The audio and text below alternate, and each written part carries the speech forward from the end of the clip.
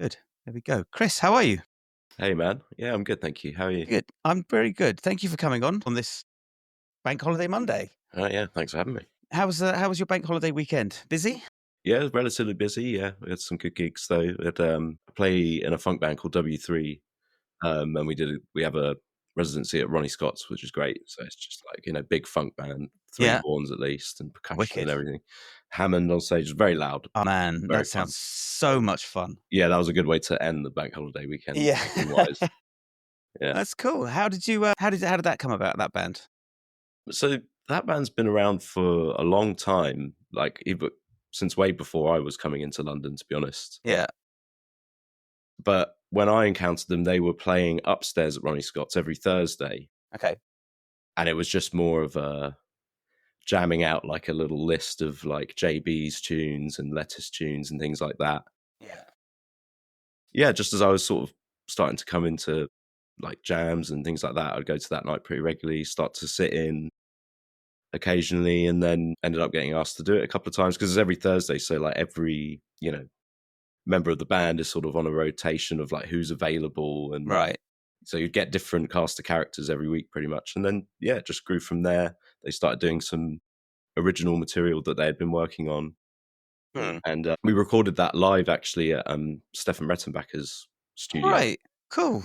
And then we made a sort of EP out of that. And so since then, it's moved downstairs in Ronnie Scott's. Yeah. So it's like the last Sunday of every month. And so we play now more of the original tunes, but we still have like a Yeah. medley of the Lettuce stuff. And we play Okay. Shake Everything You Got and all that kind of stuff. So it's, Wicked. That sounds fun. But yeah. there's something really like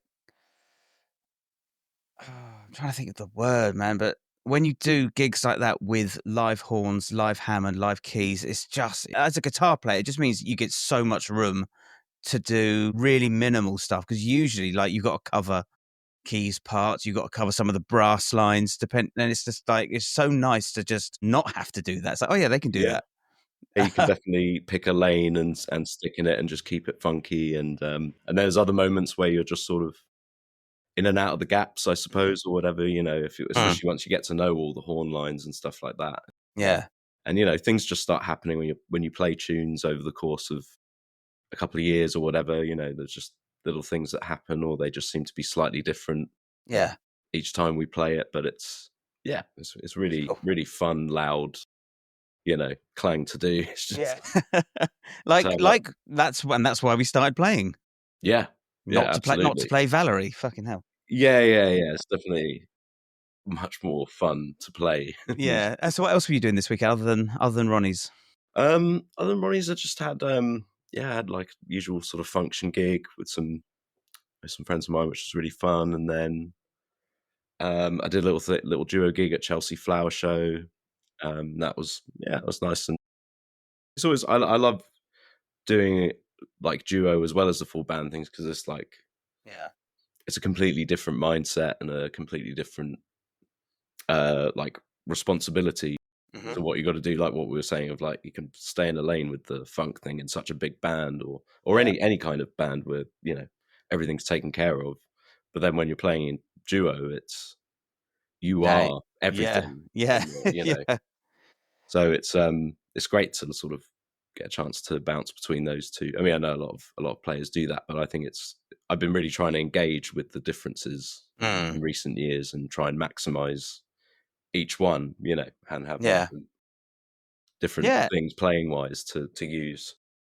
Yeah, I agree. I think it's first of all, I think it's great to have a variety of different gigs and shows, because you just get a bit bored and then you get a bit stale. And Yeah, like the different styles or different shows or different chairs that you've got. It just makes sure like it highlights. Oh, that needs a bit of work because I wasn't great at. All right, so now I've got to get back in the shed and work on whatever that might be. Yeah, totally. There's that, and I think similar to that, but a slightly different view. So, like sometimes when you have to say you join a gig or you're playing with an artist, then that maybe it's like quite a sounds orientated kind of gig, and then it kind of basically you're given the opportunity to dive deeper into that corner of the. Do you know what I mean? Because that in itself is like totally a style for a lot of bands and artists, and when you're making those sounds, it's like the sounds have to be really correct, and you can And it's a Yeah. very different thing to just like maybe like a blues gig or something where the tone is like one thing the whole way through, and it's all about Yeah. the playing and all that stuff. But getting given the opportunity to dive into a new corner or a corner that you've not spent a lot of time in already is really, I like that, because now it's like you got a good reason to get results and get Yeah, further. yeah, and then you've got a bit of a deep dive in. I don't know if you're floor based pedal board or if you're amp sims or whatever it is, you got to do a bit of a, I don't know, a dive. Like fuck, now I've got to get this really kind of strange cathedral Yeah, shimmer kind of reverb thing. Now I'm gonna have to dig deep into this, or yeah, what pedals will do that? But yeah, that's always quite fun. I spoke to a friend of mine who's a drummer. He does lots of drumming stuff, hmm lots of artist work, and he said, for drums, 9 times out of 10, it's fairly straightforward. I don't have to bring much unless okay, it's yeah, like a prog gig. But he said, like guitar players, you've got so much shit that you've got to try and cover depending on who's in the band, and then on top of that, even if it's a function gig, you're going from 50s rock and roll all the way up to modern rock, and you've got to make sure that you can cover all of those tones. yes, yeah. It's like, man, so That can I be don't quite envy you. demanding. Yeah, I was doing a gig like that last year. I did a couple of shows. These Let's Rock festivals. They're like these sort of festivals, but the way they do it is there's a house band called the Retrobates that I sort of jumped in for a few of the shows with, and they do the whole first end of the day. So you've Okay. got to do a half an hour set with Jason Donovan, and then it'll be a half an hour set with like Tapao, and then it'll be Musical Youth. So you've literally gone from like hyper produced 80s pop to like, then if it goes to Musical Youth, then you got, it's like reggae, and then and then there's a lot of rock things as Mhm. well. So for me, that was like, immediately I was like, it's a quad cortex job because Yeah. Yeah. it's just the only way. So, and the changeovers are like literally what one artist walks off, Yeah. compare comes on for like 30 seconds, brings the other. So it's like you've maybe got like a minute or Mhm. something like that. So when, those are always worth doing that deep dive, as you say, and just getting the sounds ready and just setting it up in a way where you can. Yeah.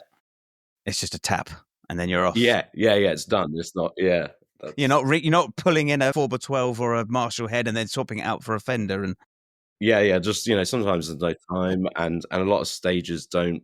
I mean, this was a loud stage in this instance, but sometimes I think yeah, quite often these days there's a lot of silent stage sort of yeah, requirements or yeah, preferences at least, and you just got to go with it, and yeah. that's a different thing as well. I mean, I always like having an on-stage presence in terms of the sound. Mhm. At least some, if it's an amp, or even with that rig, I was sending the front of house stereo, but I was also sending myself out of one of the other outputs just directly to an active monitor behind me that was just like fairly loud and cranked, and like, but it just put me in the room, so to Mm. speak, versus without it. Even with like them sending you your signal that they're getting to a wedge, Yeah. to me sounds and feels different to if you've got like a direct thing, or like one of those Yeah, yeah, Fender yeah. FR cabs or Yeah, whatever, yeah, yeah. anything like that. I know. So I did a few gigs. Like I think the last 4 weekends, I've taken an amp out. Just I don't know. I don't know why. I just when I don't know if you're just if it's the same with you. Like you're trying to search for that sort of sound that you're happy with using either a Cortex or an FM9 or whatever it is.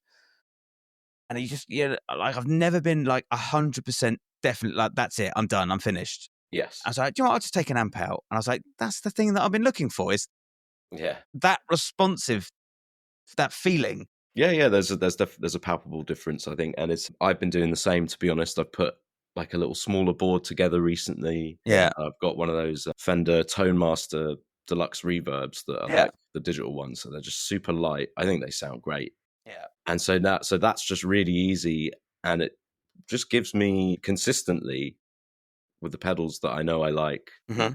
And this amp, it's just, you get that feeling. When I've had to recently maybe go and do a function or something like that with a quad cortex, I then felt I was missing Yeah. the very thing you said you'd sort of rediscovered that it Yeah. was. It's like a roundness. I can't Yeah, describe it. It's a roundness to the sound. Yeah. I mean, certainly for doing shows and silent stages, those kind of amp sims are worth their weight in gold. Yeah, I did a festival as well. I think it was the first proper festival of the weekend. I took an amp. Mhm. I had something in the fallback as well. And we started, I was like, that just fucking just, it just sounds fucking great. I was so Yeah, happy with yeah, it. yeah. Yeah, that's it. You know, when Yeah. you know, you know. It's Yeah. I was like, well, I don't, yeah, unless somebody tells me you're not allowed an amp, I'll be taking an amp out. I'm like, screw it. I Yeah. agree. I think that's where I'm at as well now, to be honest, because I was doing a lot of digital stuff just for the convenience. And sometimes it is worth it, you know. I mean, maybe there's some shows that you do, but you know, maybe in your brain that's like it's not, you know, your your tone, as long as it's good enough Yeah. for that purpose. If it's even just like weddings, you know, if I'm doing a wedding in central London, I'm just bringing a HX Stomp XL Yep. and plugging it Absolutely. into a DI box, and I know I'm not going to be totally satisfied with the sound, but You don't have to drive and park in town. yeah, like I'm just like I've made a mental acceptance that like this is totally worth it. I've got one, it's all in my guitar bag. Yeah. It's too easy. So with Yeah. those ones, it's fine. But then if you were doing like your own gig or something like that, or Yeah. something where tone was now really important and getting that right, then it's always worth it. Yeah. Absolutely. So, in terms of music, like how did you get into music? What was your kind of way in? I think my earliest memories of like getting into music, I was just sort of noticing drum kits a lot. I started Right. playing drums first initially, but a few years before that, I was just sort of like had started to become obsessed with it. I think my auntie even took me to Riverdance once when I Mm. was maybe like 9 or something like that. Okay. And they had like a whole side stage with all the musicians on it and like this huge like percussion setup. And I think she was basically quite annoyed at me because I spent most of the show just like staring at this thing. And so after that, it was just like I was just for some reason fixated on it. And as Mm. soon as I went to my secondary school, I realized they had drum lessons Yeah. and just did that. And as soon as that happened, my dad was he used to be a massive music fan, you know, when he was younger, and he wanted to play when he was a kid, and he didn't get the opportunity to do so.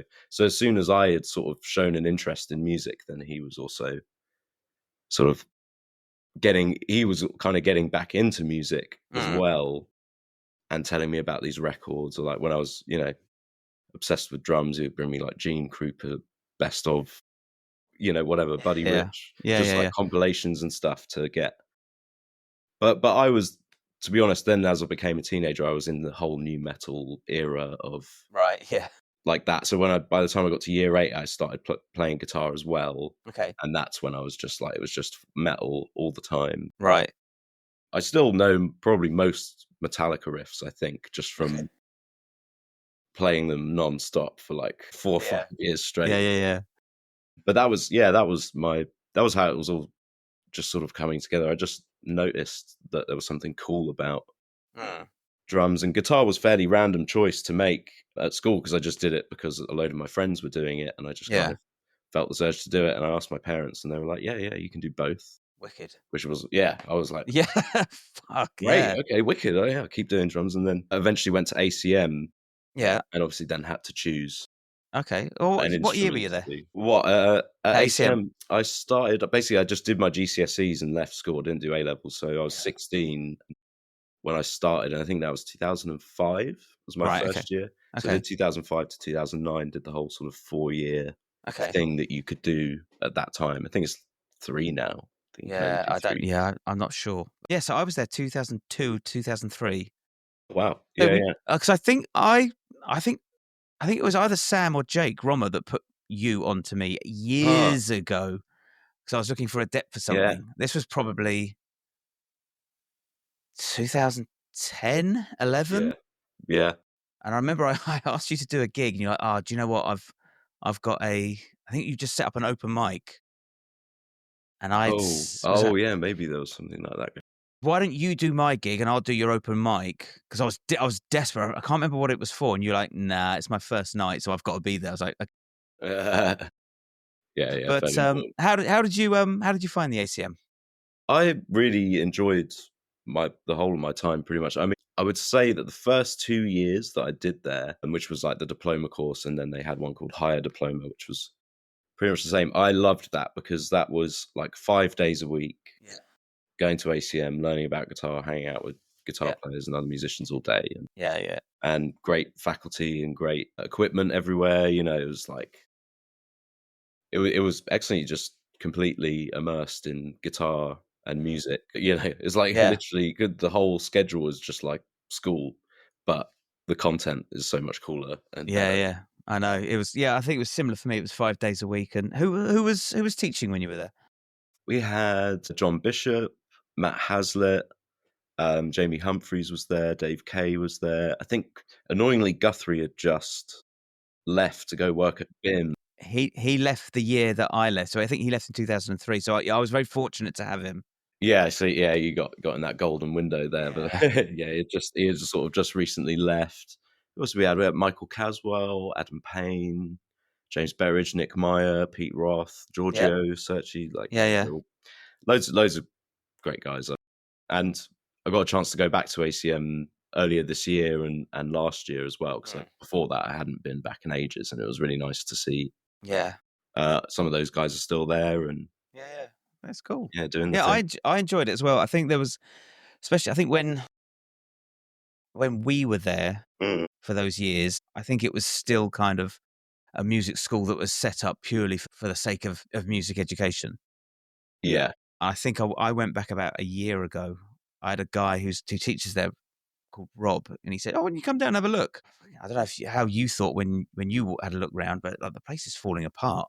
It's like gaffer tape holding shit together, and the practice rooms. Well, I think when I was there, it was the first year that Mhm. it was in those buildings, so everything was brand new. Yeah, in the Rodborough building. Yeah, Yeah. and I don't think it's had a lick of paint since I was there.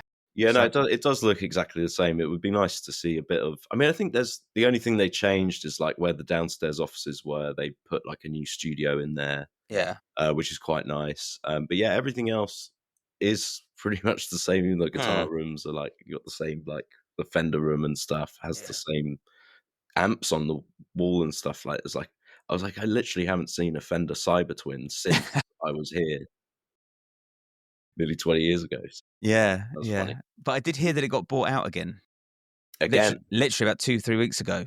Oh, And interesting. I did get a message from this guy Rob, and he said, "Yeah, it's been bought out, and apparently it's all about to change again, and it's all looking good." And so when he said, "I can't say any more," so all right, it's like, okay, well, that sounds good Yeah, because that does it's sound good. I hope so because I mean, I didn't when I'd been. I just went to those guitar and bass summit days, and it was mm, just kind of there's sort of events put on, and it was more just nice to see everyone and check out what was going on and see some things. But I didn't, it'd be interesting to see what it has been like just on a yeah, regular day on the course, like for the past couple of years, because I'm just not that sure. I don't meet many musicians in town mm, that say that they had studied at ACM unless they were, there were a lot of people from my year and the years before and after. There was that sort of mm, maybe 6, 7, 8 years where you have a lot of those guys and girls still working, yeah, doing a lot of great stuff. But not recently. It's always now I hear people coming from BIM or ICMP or yeah, LCCM and a lot of these yeah. London ones. Yeah, I'm not going to sit here and slag it off, but I think that the issue is there isn't really an audition or vetting process, and so long as you've got Huh? Yeah. whatever it is, a year, 3, 4, 5 grand, I don't know what it is anymore, but as long as you've got the money, they'll let you in, which is a bit of a shame, really, because you get people who are genuinely there to learn and who can make a good crack of it, being sort of held back or pulled down by people that are just there for the fuck of it. Yeah. I mean, there's that is a problem that usually does occur with these sort of places, and it's private enterprise, so they need to get bums on seats. And Yeah. but that what you were just saying is definitely true. And I mean, there was to a certain degree that was still somewhat the case when I went, to be honest. I mean, you did have a lot of people that were very dedicated to Mm. wanting to do music, and then there were some other people in the class that didn't have that same sort of passion or sort of like pure desire to do the thing like that. They just wanted Yeah. to maybe have a bit of a more of a DOS, or just some of them just wanted to learn very particular things and then wouldn't engage Yeah. with some of the broader stuff. Yeah. But I will say that it felt like, when I was there, that the teachers knew what was up. And if you demonstrated that you were serious and that you wanted Mhm. to learn and you were showing up all the time and doing extracurricular stuff like all the one-on-one tutorials you could get, then they would acknowledge that and nurture it. I think, at least in my experience, I felt like there were, Mm. a few tutors that just sort of took note that, the Yeah, guys that were really seriously into it and really wanted to move yeah, forward with it. So I never felt like too much of that situation where it's like you have people mm. holding up the class because maybe they just don't even know some of the basic things that you would expect maybe someone to know to be learning at that level, and it's just not there. But as you say, they had the money, so they're there. Yeah, yeah. I mean, I know that for when I was there were a couple of people that started the course that just didn't finish it, and they got, Yeah, I don't halfway through term 2, it's just like, this clearly isn't for them. I don't know if they just stopped coming or if they were put back to the diploma. I don't know. yeah, I don't know. I mean, I knew some guys that just decided at some point that it really wasn't for them, and but I think sometimes that's totally fine if that's like Yeah. a pure realization, then that's great. But So there's be always it. going to be that level difference. I remember when in the degree course, one of the main sessions, guitar sessions, was then sort of combining all the streams that, because they would have multiple streams of guitar players Yeah. because there's so many of us. So usually for diploma and higher diploma, it was like 30 people in the class, maybe. Now suddenly on degree, there's like 120 guitar players in Yeah. the demo theatre. All You know, practicing their scales. yeah, that already environmentally not ideal, and then but there were some guys in there, not, and again, not to, shit on anyone, but it was just there were some guys there that was like I knew them from diploma, and some of them still didn't really know that much more, couldn't do that much more Mm. 2 years on in degree than, when they had shown up, and maybe they knew some new words for stuff. Maybe. Yeah. But do you know what I mean? But that was Yeah, it, yeah. and it was kinda like, and then you have that problem you're talking about where now you've got 120 guitar players, and it must be really tough for the tutors, in fairness, there's no Yeah. shade on them at all, to split the attention between these 3 areas of the class where there's maybe in the middle, the people that are sort of on track with the Yeah. course, and then you got the people that aren't, and then you got the people that are, like, really pushing to Mm. advance with stuff, Yeah, or yeah. no, don't need recaps about what happened on higher diploma or something like that. Yeah. Yeah. So yeah, that was a little slow, but it's they do it how They do it they how got they to do do it. it, I guess. Yeah. Yeah. And so with, like, gigging, working, out on the road, touring, what's your I mean, how do you view practice? Do you call it practice? Is it These days, no. I Yeah. think like back when I was at ACM, I did a lot more of what would probably be considered actual traditional Yeah. practicing, just like shedding scales and just like all that stuff, just to get it in. Like that Mm. was what needed to be done at the time. Do you know Yeah. what I mean? And now I don't so much do that. Now I feel like, well, one of the most valuable things I think I left ACM with was the ability to teach myself Mhm. new things, and like John Bishop really taught a great ear training course when I was there.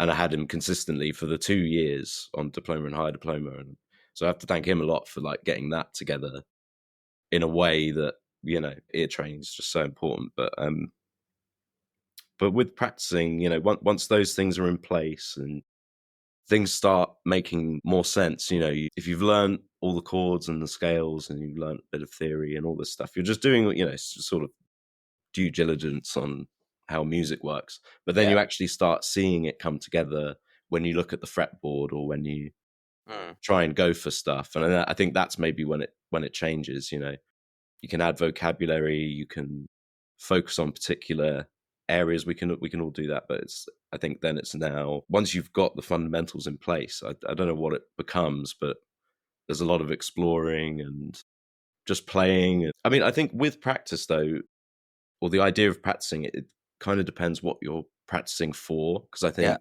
if your main focus is on improvisation, for instance, which is one of my main focuses when I think about practicing or Yeah. developing on the guitar, I think that's a very different mindset, and there's a lot within it to unpack. It's a huge area. But versus, say, practicing just time feel or Mhm. something like that as like a thing on its own, Yeah. just so you can play great rhythm guitar for everything that you do. And obviously, 90% of what we do or more is rhythm guitar, generally speaking. 90% of our practice is scales and improvising. Yeah, yeah, yeah.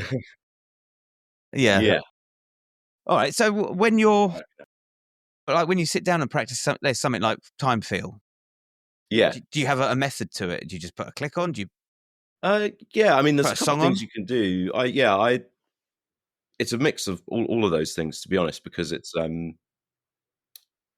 there's who was it? Osnoy, I watched, like, a little clip of him maybe a month ago where he was saying there's, like, 3 main elements to, like, rhythm guitar, you've got your one of them's time feel, one of them's the actual parts themselves, Mm. the rhythm guitar. I can't remember what the other one was, but it was really good anyway.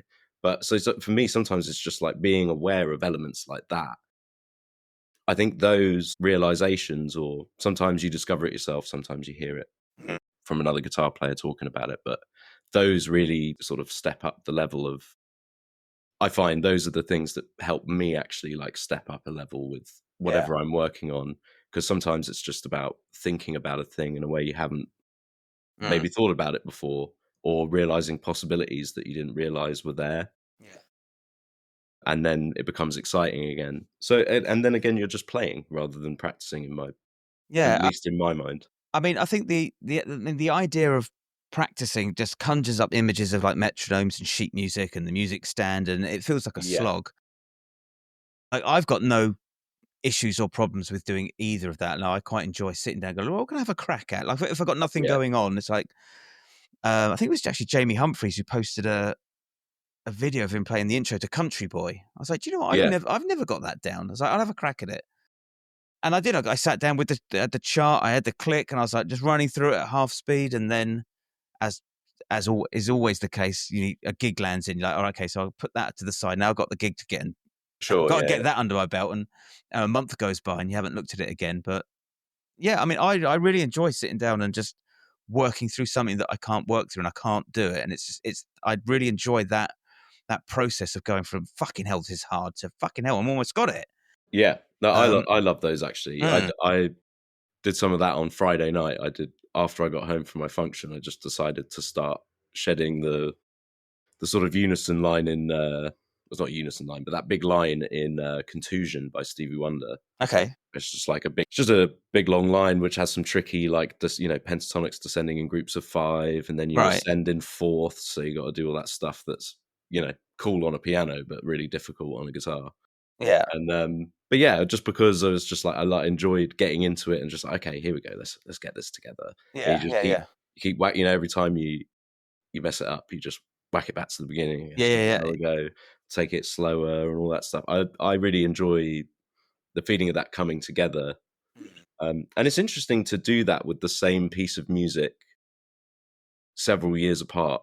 yeah, I find, like, something that you really maybe struggled with in the past. Like, I can remember, like, trying to learn some John Petrucci mm, riffs and stuff like that from, like, Octavarium yeah, years ago, and struggling, obviously. yeah, But I've not tried to do anything like that, not yeah. any John Petrucci specific stuff for a little while. And I wonder how How would you if it approach? How would you get on with it? would it be quicker than Yeah, yeah, last yeah. time? Would I even remember, like, once I'd relearned what it is, would my Yeah. fingers go, "Oh, yeah, we kind of Remember remember." this? Yeah, yeah, I wa so that can sometimes be a good measure of, like, just if you feel like maybe you're just quicker at learning stuff now, which usually yeah, does happen over the years and things like that, and having practiced a lot of other stuff yeah, since that you yeah, hadn't practiced when you were first trying to do it, now maybe you have more facility and stuff like that than just from doing other stuff. yeah. That's really like I was never an economy picker. Mhm. Never. I never saw the point of it. I was like, right, my alternate picking's all right. My legato's pretty good. I was like, if I've got both of those down and I'm happy with it, like, what's the point of economy picking?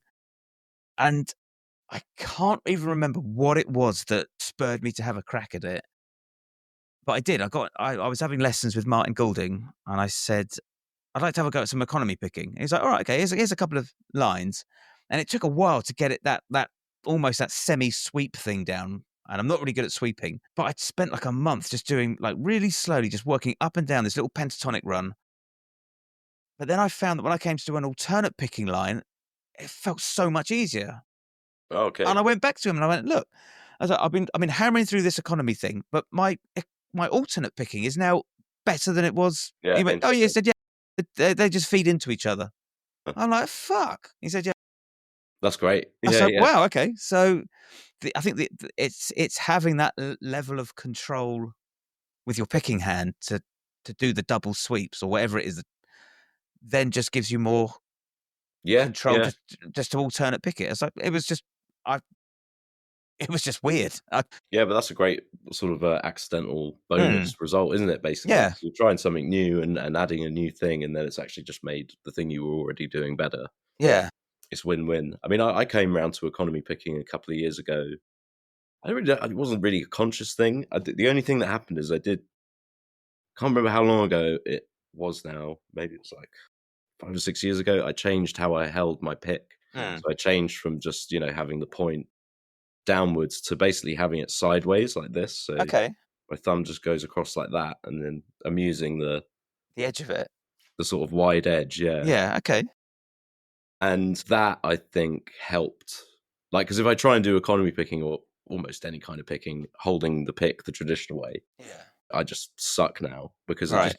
But it's because it feels totally different. Yeah. I feel like the way that feels with the pick that way actually brought me to do more economy picking Right.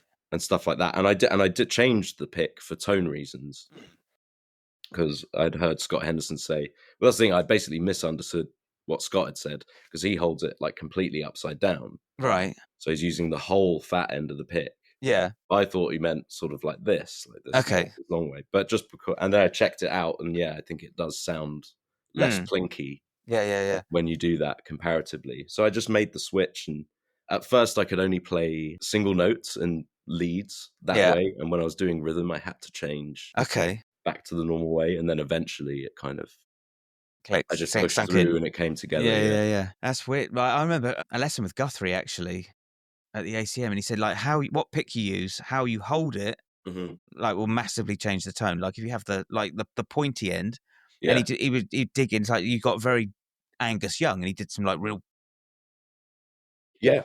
very attacky kind of pentatonic stuff. He said, "You roll it through 180 degrees, you play the same line. Now it sounds like George Benson." I was Mhm. like, "Fucking hell!" He said, "I'm not touching anything. I'm not hitting a pedal. I'm not changing a pickup. Not Yeah, rolling the and tone also off." where Where? you're Yeah, yeah, yeah, picking along the fretboard, like picking close to the neck pickup and yeah, stuff. yeah, yeah. It's so yeah, tones in the fingers. But we're not going to Yeah, have that debate because yeah. But that's what I was sort of saying earlier, when you realize things like that, like, I remember a long period of my guitar playing life where Mm, I didn't know about that, and I didn't think about any of that ever. yeah, That wasn't part of the equation yet, and then when I realized it was, mm, and like and seeing how Jeff Beck played, even though he played without a pick, but he's doing everything we're talking about in terms of yeah, manipulating the string and how he's picking, where he's picking. mm, And then you're like, oh, that's a whole area I didn't know was even a factor. yeah, It's obviously a massive mm, factor, yeah, but then you can explore it and try and find. mm, I mean, one of the only sort of ethos based things about practicing that I've ever had is that it should just be about finding, in terms of like, people talk about technique, like picking technique, then like maybe I should commit to alternate picking or mm, all this stuff. And I think it's just really, you got to give them all a stab, a yeah, fair stab as well, because it takes a bit of time to realize if it's going to work or not, yeah, really. But just go with the one that I feel like there was always going to be a technique that's going to like come to you as yeah, the more comfortable one. yeah, And as long as you're looking out for like what feels good, like again, when I changed the pick, that's basically what happened over time. And now I just way prefer it. I prefer how it feels when I play, and I prefer how I sound mm, when I play compared to when I wasn't doing it this way as well. yeah, And it's which is interesting because I just didn't even think it was going to be that big of a change, but it does. When I try and play the old way, I'm like, oh no, it's actually yeah. feels quite different, Yeah. surprisingly. I mean, yeah, those little happy accidents, I mean, they usually come from, just like you said, exploring and just spending time, just having almost having just sitting down and playing, like having like a child would approach it, like how Yeah, yeah, How yeah. many Just trying stuff. how many different sounds and tones can I get at without buying any more gear, just by changing the pick, using my fingers, changing the pickup, raising or lowering the pickup as well? That was a big one for me. I took my guitar in to get serviced. I said, "It just needs a little setup, clean some of the electrics up." And he went, "Yeah, your pickups are way too fucking high." I was like, "Oh, really?" He said, "Yeah, you literally want them as low as you can possibly get them without it almost like the sound disappearing. Yeah, You want them just above the scratch plate." I was like, "Huh." He said, "Yeah, and you'll just find that you'll just get more life out of the pickup. It's almost like you're yeah, giving it some room to breathe." yeah, totally. I mean, you can get problems with the magnetic field if they're too close to the strings Mm, and they start creating weird harmonics that will make you sound out of tune. yeah. That's one real problem with that. But also, it's there is a bit of like you can do it somewhat intentionally, not getting them too close, but in Mm, terms of like being right above the pick guard and maybe a little bit higher. I think you actually get more treble sort of right. sweetness the lower it is, Yeah. but you sacrifice a bit of output. Yeah. But I think pickups have somewhere they're happy on a Mm, guitar.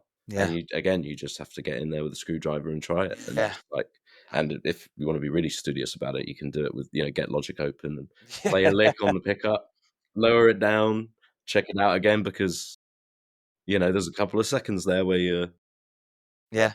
Yeah. adjusting the height of the pickup and, I don't know, sometimes it's not the same as just listening.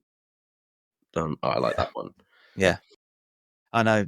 It's But quite that's nerdy that's as well. kind of yeah, but I think that is practicing as well because I live Absolutely. with 2 other guitar players, and we often might have I mean, I usually have my pedal board down there, and I'll bring a whole bunch of overdrive pedals Mm, down and just switch them out and try different combinations and, like, yeah. ask the guys what they think, get them to play it, and but that's part of what we do and getting the sound that we want and practicing so that when we go to the gig, that is Mm, the sound that we're hopefully gonna get. Obviously, the yeah. room changes a lot, but Yeah. you need to practice your tone Yeah. in terms of the way we pick, like we're saying, but also with the amps and pedals and stuff. You can't just, like, wing that every time because No. you're gonna And have you a also don't wildly you don't wanna be inconsistent. doing it in sound check either, because everyone's like, "Just shut the fuck up." Yeah. Yeah, exactly. You can't Yeah. spend you all you wanna be doing in the sound check is, like, going for what you usually know to be good, and that's what I mean, if you've been sort of practicing it and testing out your pedals and getting the settings dialed in, Yeah. then it all that should be happening at the sound check is adjusting to the room Yeah. and making sure you can hear whoever else in the band that you need to hear, Yeah. and as you say, not constructing the tone Yeah. from scratch or whatever, like Yeah. Yes. And what about in terms of getting better? Like, what's your approach to that these days? so when I started coming into London a lot, because I sort of made, I was, when I finished ACM, I didn't do that much. I was sort of co-running a function band, and I was Yeah. playing a lot at Yeah. home and practicing and all that stuff. And I think I was getting better. Mm, But when I made this sort of life change decision to just like really commit, because I was doing a lot of teaching as well, so I'd literally teach all day, 5 days a week, and then go to these jam nights, which before COVID, a lot of them would go till like 2, 3, 4 a.m. yeah. Go to 3 or 4 of those. And that is really the main thing that's made me get better Okay. personally. It's just coming into London and seeing some of the really scary motherfuckers that play Yeah. there Yeah. and having the mindset of, even when it's scary, especially when you're seeing some of these guys for the first time or whatever, and you Yeah. just, if they're on it, you can't believe what you're seeing sometimes. And you just go, well, I want to be good enough to hang with those kind of players. That was Yeah. the mentality. And so you just surround yourself with these musicians that are better than you, Mhm. whether you're listening or you get lucky enough to get a chance to play with a lot of players that are better than you and get your ass kicked a bit. Not in Mhm. like not that in a way where you would like not fitting in with that, where it would be weird for you to be in a lineup with these Yeah. people and just Yeah. like having a clear disparity, but just where you can feel you're like seeing these people do things that you're like, I didn't even know you could Yeah. reharmonize that tune like that, or didn't Yeah. all these things, so many things you can learn on the bandstand. And that's if you've got the attitude of like wanting to do that and like Mhm. wanting to hang with people like that, then for me, that's like the biggest driving force. Because the whole rest of the time, when you're not going out and watching these guys play or going to jam nights or going to gigs or whatever it is, then the whole rest of the time you should just be like working on your shit at home Yeah. and listening to music all the time as well Yeah, in that's in a particular way, yeah. you know. That is for me, that's the secret sauce of getting better is listening. Yeah, to as much as possible, I think, as many different things. I mean, I try and take the attitude now that if someone comes to me with an album that they think is really great, Yeah. regardless of any preconceived notions of the genre or the band themselves that I have, if someone I sort of trust, especially musically, Yeah. says that this album is great, I'd always try and give it a go and listen to it with as much attention as possible to see, you know, because there's a lot of great records out there where you get the most out of it when you listen that way. Yeah. Yeah. You know, it's not just like wallpapery, "Oh, that's a good top line" kind of shit. Mm. It's like if you're listening to like Blake Mills or something like that, there's so much good stuff between the guitar playing and the production and the lyrics and all this, you know. Yeah. And then you just get a wider view of like sounds people are making and chords, Yeah. you know, chord changes people are doing and Yeah.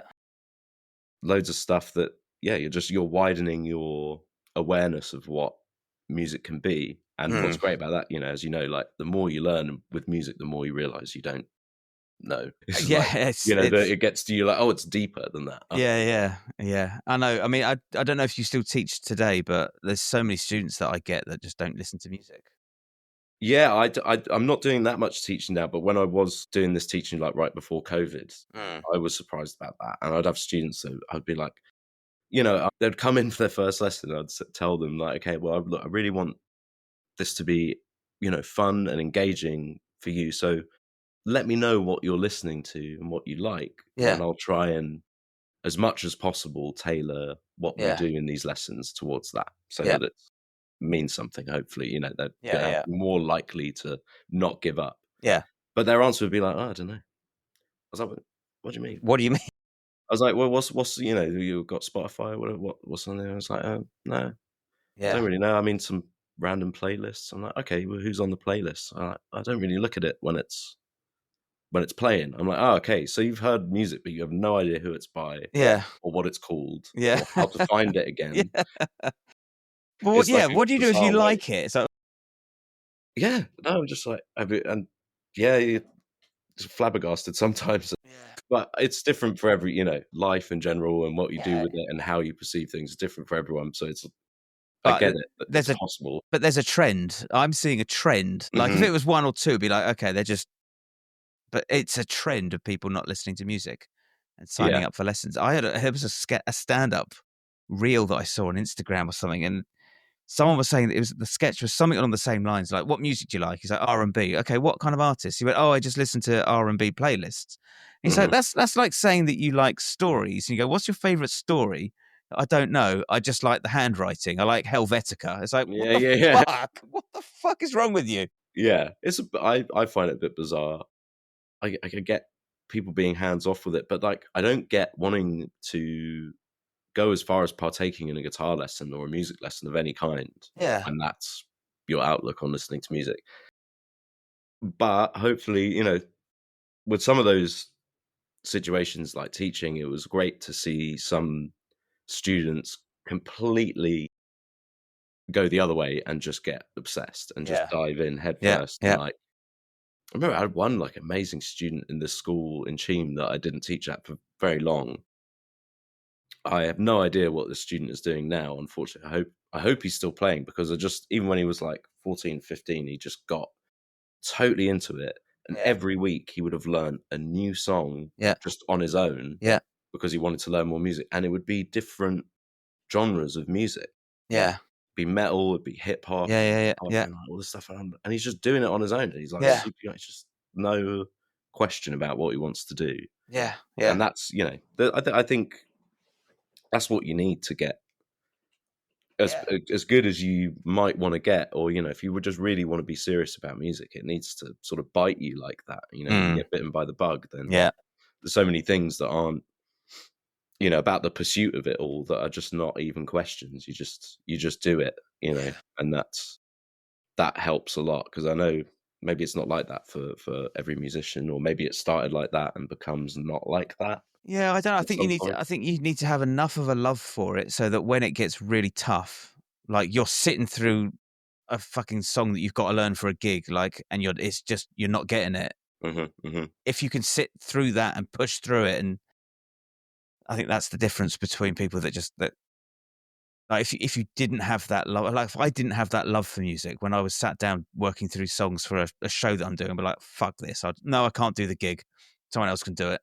I'll go back to doing something else. It's that desire to like, no, I want to do this. I want to finish it. I want to get through the show because I've not done this one before, Yeah, and I'm yeah, just totally. gonna fucking just keep hammering it, and And those things make that's you it. better a lot. That this is Yeah. actually one of the really good ways of doing it as well. As you say, just fully committing to the thing, facing up to the challenges of a gig, Mm. saying yes to a gig that you might be apprehensive about as well is also very important. If you get a call about a scary gig Yeah.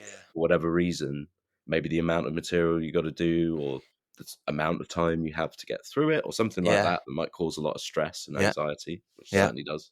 But I remember, again, for that 80s thing last year, I had never charted out Mm. so many songs so quickly. Like literally, I'd do out of necessity occasionally, night before rehearsals, coming back from a gig, be like, I need to transcribe 14 Yeah. songs that I've never heard before in my life. But I need to have, if it's not in front of me tomorrow, it is not going to happen. Yeah. And that, not only did it obviously make me quicker at just listening and transcribing, which I've always been fairly decent at, but Mm. again, that kicked up a notch. Just being able to hear chord Yeah. distances from one another more quickly, Yeah. Yeah. the chord values, identifying those more quickly, and then just getting them on a piece of paper and literally like writing out 12 songs in like a few hours. Yeah. I never thought I'd be able to do that, Yeah, I honestly. mean, those I think those are just invaluable skills, and I'd certainly when I was at the ACM, there was never a lesson on how to write out charts. I think Rather not. there was one, I don't know if it was the same, like Monday you'd go in and you'd have to learn a song that you were Yeah, gonna perform on Friday. So yeah. it was the Bryan Adams and Mel C song. Mike Goodman was the teacher. Yeah, Mike Goodman was there with me as well. He was great. Probably my favorite teacher. Like Yeah, no, I loved his lessons. such a great player, such a lovely Yeah, guy, an amazing teacher. And what he did is he brought in his chart that he'd scribbled out, and it was all in his handwriting. He tabbed out the solo as well. And he said, this is what you want to start learning how to do. Like, just write out the chords, write the bars out. You're all having sight reading lessons, so you know how yeah, bars are made, you know time signatures. You yeah. write it out in a format that makes sense to you so that you write it out. You could put it in a drawer, leave it for a year, pull it out, have a quick run through, and then you can gig it. Completely. Yeah, and that's exactly because as you say, what he said is to do it in a way you understand, which Yeah. is it would have been great if at ACM they had a Yeah. lesson like this where I could quickly transcribe it like correctly, like in the proper format. Yeah. That would be great because then they're like totally reusable for Yeah. me or anyone else. But Yeah. they are all in my own shorthand, which is based on like a lot of, Yeah. the devices that we use when we write music properly. But if I want to do it quickly, I can't do it. Sadly, in a proper like Sibelius format. I know some Sibelius wizards out there though that Yeah. are seriously Yeah. fast. I'm not there, but I've started doing that with my students now. So I've got a couple of guys I say guys, they're kids. They're at the stage now where they can just go off and learn their own songs. Look, and I'm not going to teach you songs anymore. I'm not going to teach you repertoire. So, but what I am going to do is I'm going to be bringing in iReal charts, and I'm going to give you 10 minutes to scan through it, and then you're going to play it. And then I got the idea of they should be able to write their own charts. And now what we're going to do is we're going to figure out the song, figure out the chords, and you're going to write a chart for it. And I'm waiting for the first couple of kids to come back after half term to see what they've done. But it's like that's the skill it's fucking invaluable, and it just Yeah, doesn't seem to be a thing that anyone's teaching. no, it's really practically hugely valuable. And yeah, I always tried to do a little bit of that as well. Not that specific thing of like getting them to write charts, but just trying to, when the students were serious, you try and let them Hmm. know about certain things that are like Yeah, it's going to be important to know that. Yeah, a lot of people don't yeah, teach a lot of those things, and Mike was always really great for that, to be honest. yeah, So I yeah, can remember a couple of lessons where he sort of just went off from the written path of the Yeah. curriculum to tell us some real shit that we needed to know. Yeah. Did he do the arpeggio adding notes in lesson? I mean, it's likely he did. I'm not sure I remember it. I've got that Completely. ingrained in my brain. Yeah. He had us playing a G major triad all over the neck. Oh, sorry. Yeah. It took us about 20 minutes to map out the triad. Mhm. And then he said, now, as you're playing each note, and we did this kind of in steps, you got a root, third, fifth. You got to improvise with just the root, third, fifth. Just those yeah, three notes. yeah. You're only allowed to use those three notes. And then what we're going to do, now we're going to add in the next fifth. Now we're going to add in and we'd slowly start to map it out. And you've got to know where each one is. Yeah.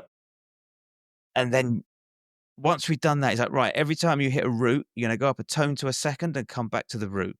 And you would start mapping out this. And now you're kind of playing a G9 kind of thing. Now, every time you hit a root note, you're going to go back a semitone to the 7 and come back to the root. Now you're playing a G major 9. And he had us mapped out. We were playing like G major pentatonic all over the neck. And he said, now, who here's thinking of chord shapes and chord boxes? It's like, you've got the whole pentatonic scale at your disposal. And Yes. no one's thinking of box shapes. And it was just fucking mind-blowing.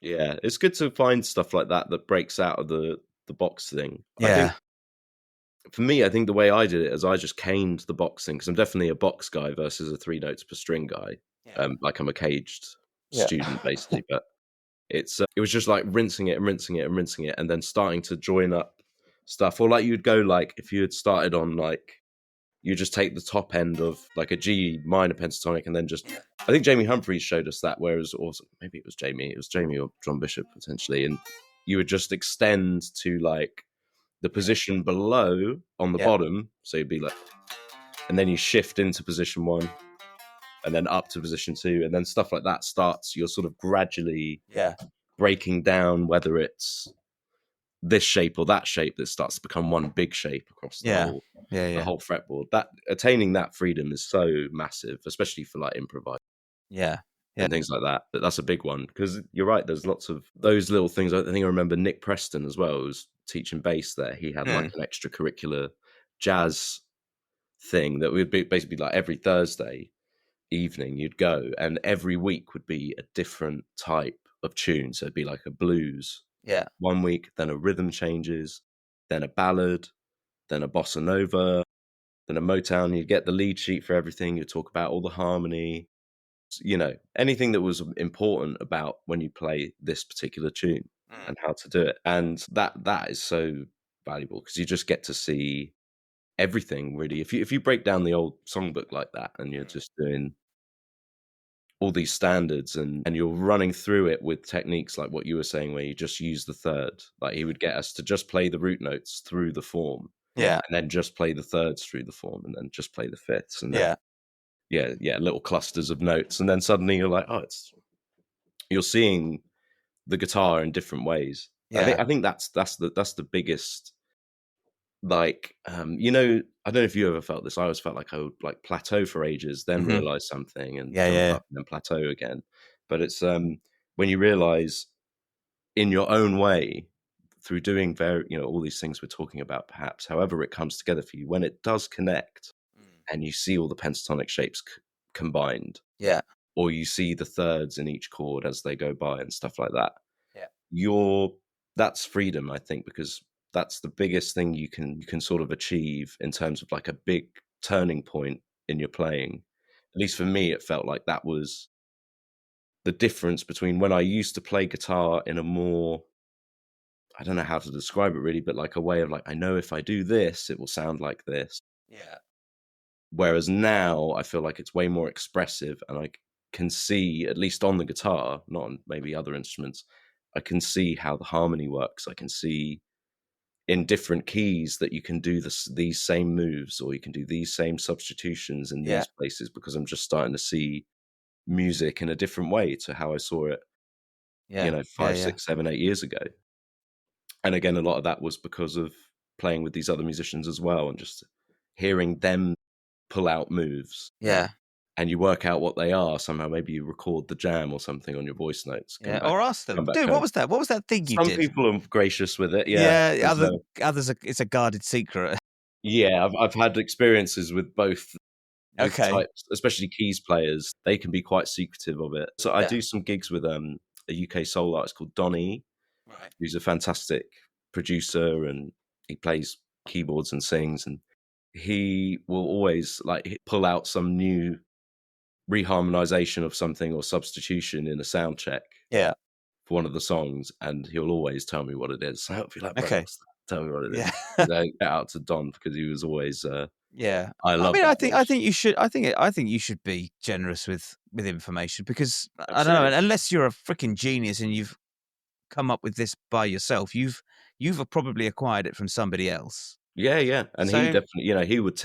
Don could tell you exactly where he probably, yeah, if he, in a lot of the cases where it is just like something he's heard on a Don Blackman album yeah, or whatever it is, yeah. and Something. then you bring it in, make it part of your thing, and everyone's going to take that information, as you say. You don't really need to be secretive about it because everyone's going to take it in their own way Yeah, and develop it in their own way and utilize it in their own way. yeah, yeah. Absolutely. Except for some guys that maybe I don't see that many like carbon copy guys other than I know a few, there's but a there's a, they're usually kind of in the tribute function world. okay, They're like tape players. They struggle to do their own thing and they'll just copy it like sure. to the record, which is fine. But the other thing I wanted to quickly pick your brains on before you disappear is, what are you doing sort of looking forward next sort of couple of years? What do you feel you need to work on, or aspirations or goals or anything like that? As far as practice goes, or Practice just playing, getting better.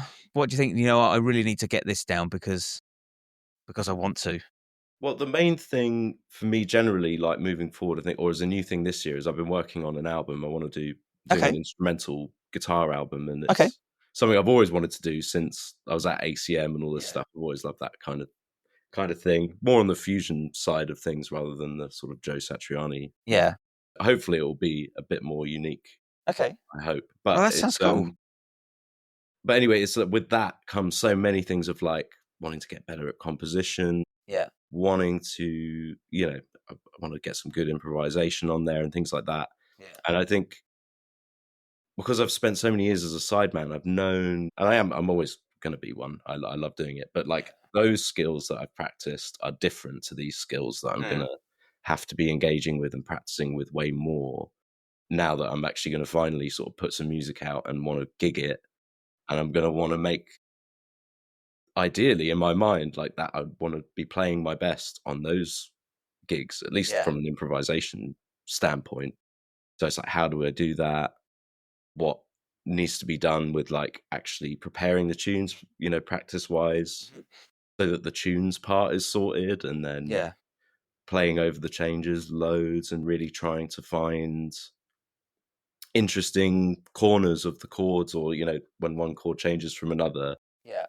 all those kind of bits. That's always one of my main things for practicing that I always want to get better at, is making my playing when I'm improvising as impactful as possible and make as much sort of musical sense as possible. I want it to feel like the way it goes from one chord to another is musical and maybe cool in some way, or hopefully, do you know what I mean? Or Yeah. Yeah. just with phrasing and lines and information, or like, different ways of coloring in chords as Yeah. well, is something I'm always really into. So when you're playing over any kind of tune and it lands on a particular kind of chord, you can then sprinkle this other Yeah.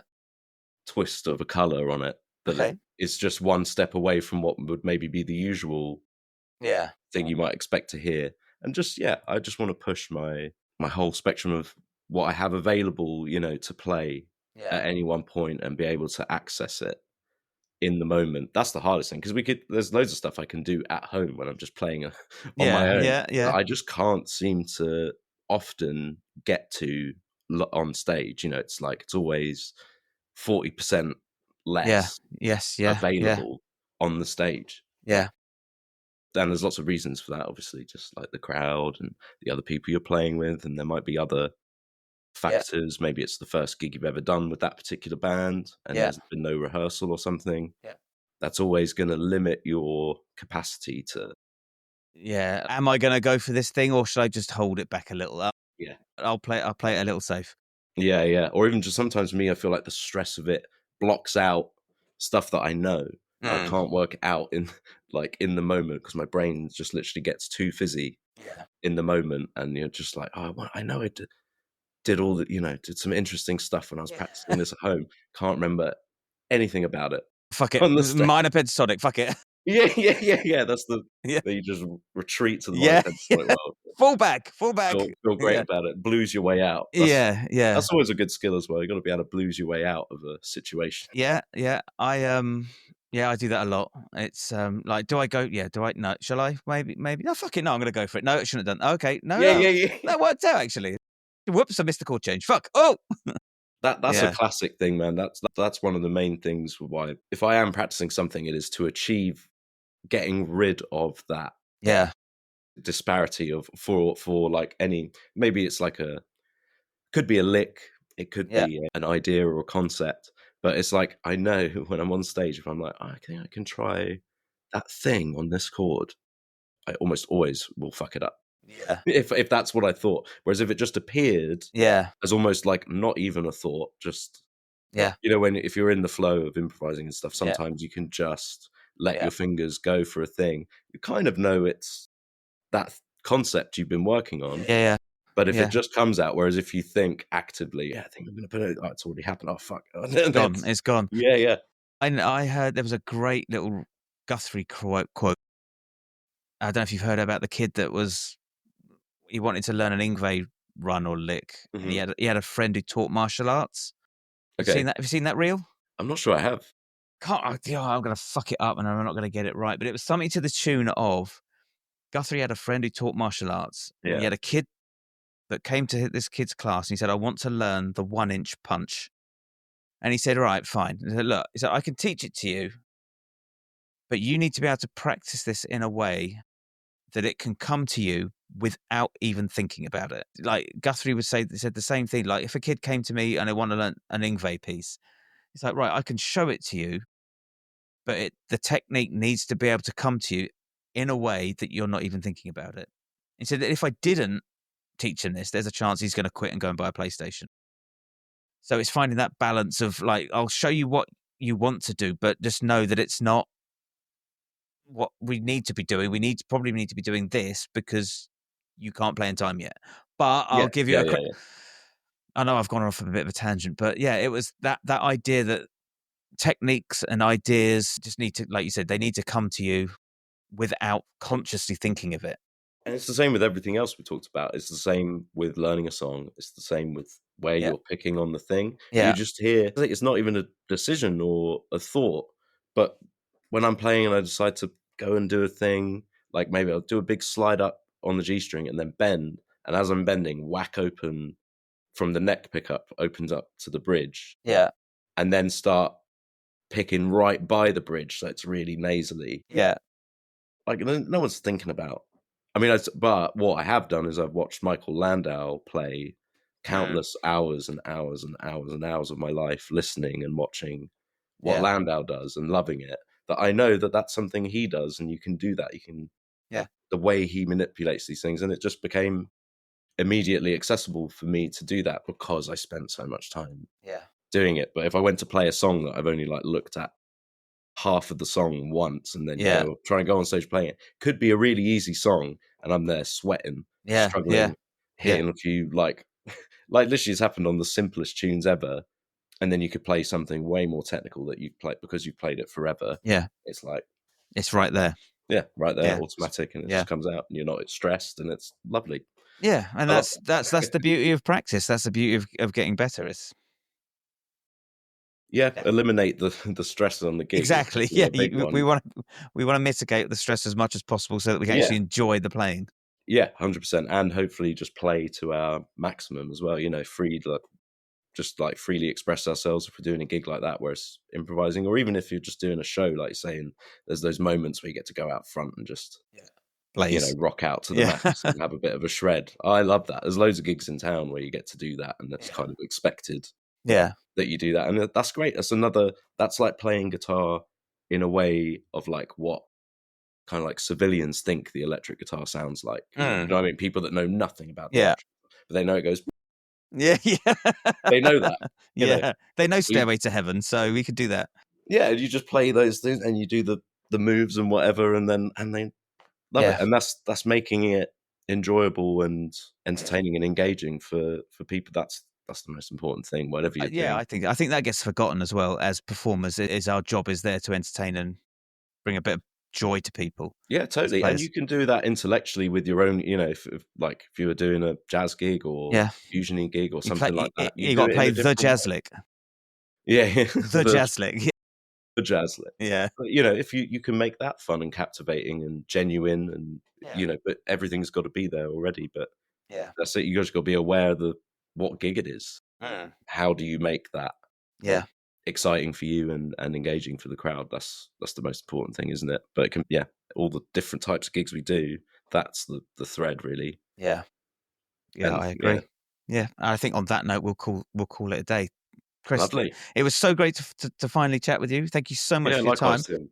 I really do appreciate it. So thank you very much. No, me too. Thanks for having me on. No problem.